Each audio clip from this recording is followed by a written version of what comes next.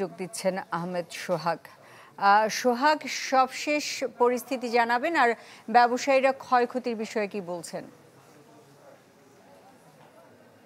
সুস্মিতা, ক্ষয়ক্ষতির ব্যাপারে ব্যবসায়ীরা এখনো কোনো কিছু আঁচ করতে পারেনি। তবে আমরা যতটুকু জেনেছি ফায়ার সার্ভিসের বরাতে পুরো একটি দোকান পুরোপুরি পুড়ে গিয়েছে, এর পাশে আরেকটি দোকান কিছুটা ক্ষতিগ্রস্ত হয়েছে, আর এছাড়া অন্যান্য দোকানগুলো যে আছে সেগুলো তেমন ক্ষতিগ্রস্ত হয়নি।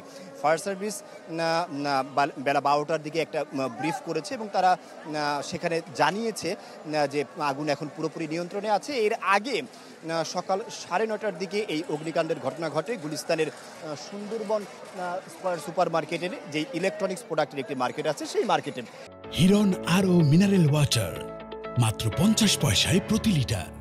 আগুন লাগার পরপরই ফায়ার সার্ভিস 10টার দিকে এখানে আসে এবং আসার পরে প্রায় তারা 1.5 ঘন্টার কর্মকাণ্ডের মাধ্যমে তারা এখানে প্রায় 11টি ইউনিট কাজ করে এবং 11টি ইউনিট মিলে 1.5 ঘন্টায় তারা কিন্তু এই আগুন পুরোপুরি নিয়ন্ত্রণে আনতে সক্ষম হয়েছে, এমনটাই ফায়ার সার্ভিস আমাদেরকে জানিয়ে কিছুক্ষণ আগে ফায়ার সার্ভিসের এই 11টি ইউনিট কিন্তু এখান থেকে সরিয়ে নেওয়া হয়।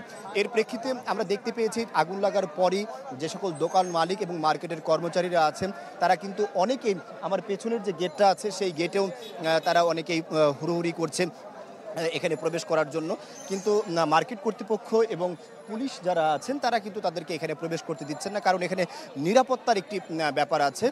যেহেতু প্রায় সবগুলো দোকানই বন্ধ করে মার্কেট কর্তৃপক্ষ এখনও পুরোপুরি তাদের অধীনস্থে নেয়নি মার্কেটটি, এখনও আইন শৃঙ্খলা রক্ষাকারী বাহিনী সেখানে আছে এবং তারা এখানে যখন তারা মনে করবে যে এখন মার্কেটটি পুরোপুরি নিয়ন্ত্রিত এবং আগুন নিয়ন্ত্রণের পাশাপাশি মার্কেটের অবস্থাও পুরোপুরি স্বাভাবিক আছে, তখনই আইন শৃঙ্খলা রক্ষাকারী বাহিনী মার্কেট কর্তৃপক্ষের কাছে মার্কেট টিম হস্তান্তর করবে, এমনটাই আমরা জানতে পেরেছি।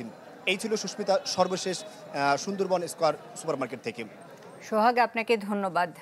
রাজধানীর গুলিস্তান থেকে আমাদের সাথে যোগ দিয়েছিলেন আহমেদ সোহাগ।